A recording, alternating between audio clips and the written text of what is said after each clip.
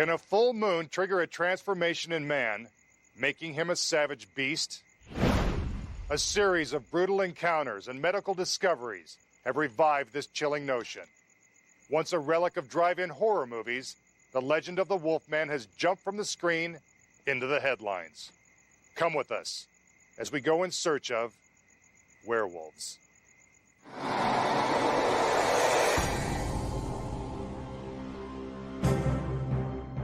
Help me, doctor, please! I know they're gonna kiss me, but don't let anyone see me like that. Please, doctor, help me! It's very real. It's something we need to look at. It's frightening. We didn't know if the authorities actually believed in this werewolf story, but that they had just issued us silver bullets. It looks back and glares at them as if to say, you can't do anything to me. I felt like I was lunch. I felt I was done for. The image of the werewolf has long been the focus of many Hollywood creep shows. Gnashing teeth, razor-sharp claws, and the notion that a human could shapeshift itself into this terrifying creature kept moviegoers on the edge of their seats.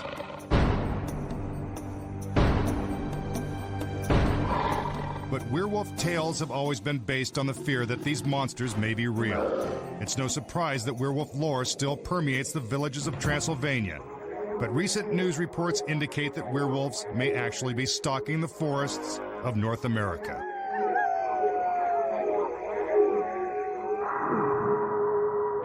This is rural Wisconsin, a peaceful place. But there is something in the woods here that has the tiny community of Walworth on edge. They have felt the presence of a beast. They keep a watchful eye open for the Bray Road werewolf.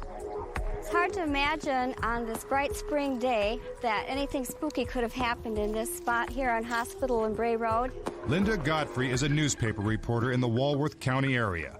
Her news column covers everything from births to business. But it is her inquiring mind that has made her the local authority on the creature that roams these woods.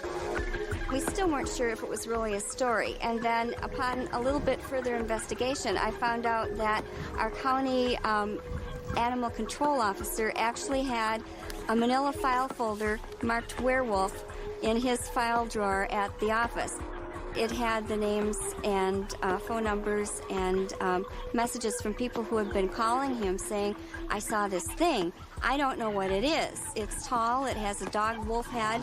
The closest thing I could think of is a werewolf. Linda's dogged detective work has led her to many eyewitnesses of the strange creature. But over the years, her sources have chosen to clam up, rather than open up to public ridicule. According to Linda, one woman had a particularly shocking encounter. This woman was driving right along the roadside when she saw something sitting or kneeling by the side of the road. She slowed down to take a look, thinking maybe that a person was hurt, and she realized it was no person. She described a dog or wolf-headed creature, but larger than you would expect an animal like that to be. And in its large, upturned palms of its hands, she could see there were claws, and it had a piece of some kind of dead animal. She was just immediately terrified.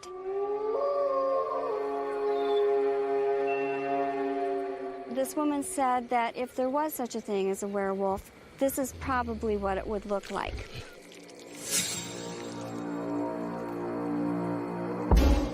This account of the Bray Road werewolf reflects the typical sighting. However, at least one witness claimed that the creature has an aggressive nature.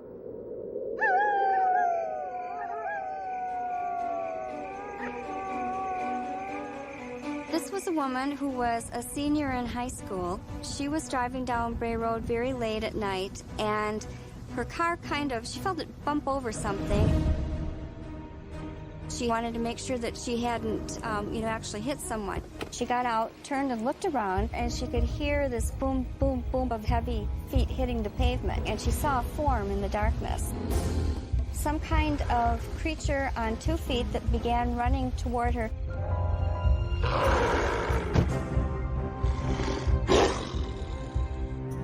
Afterward, she vowed never to speak of the incident again.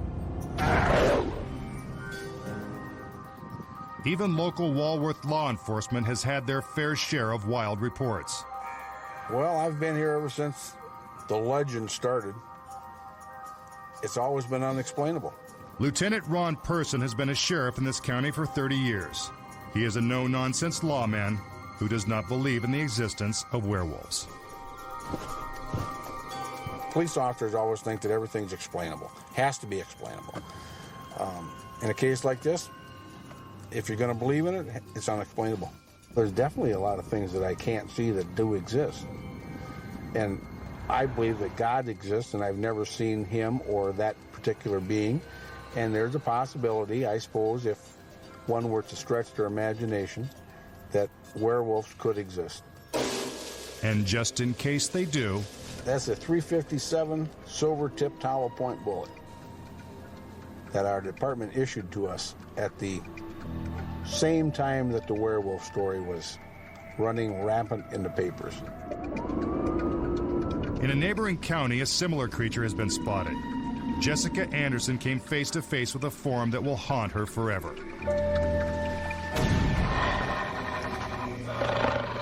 We sit out here all summer, and you could watch the deer come by and everything. And in August, suddenly everything stopped.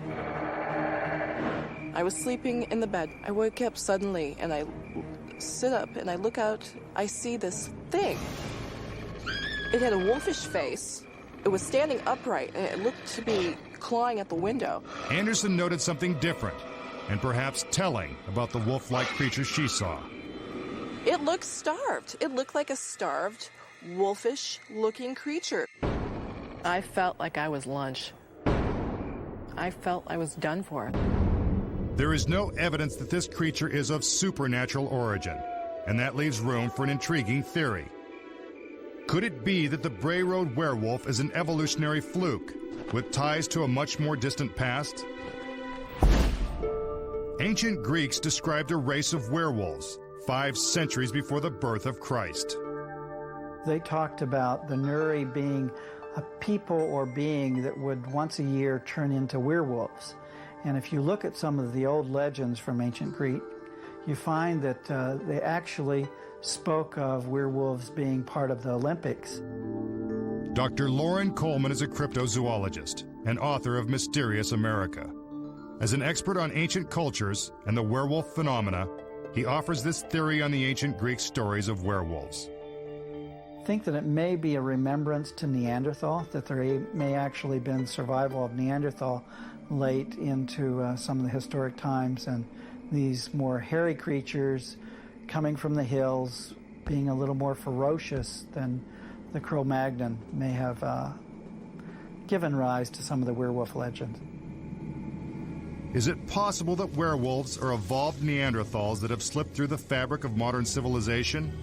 Science has yet to prove such ideas, but the medical community recognizes that there is a werewolf disease and has even given it a name. Lycanthropy is really the belief that you are a werewolf. It's a psychological disorder. People really believe, either in their dreams, imaginations, out-of-body projections, all kinds of different ways, that they do become werewolves. The delusions of lycanthropy can't explain the monstrous appearance of the Bray Road beast. Could it be a missing link to prehistoric man? Do werewolves really exist? The truth and the beast may lie hidden beneath human skin until the next full moon.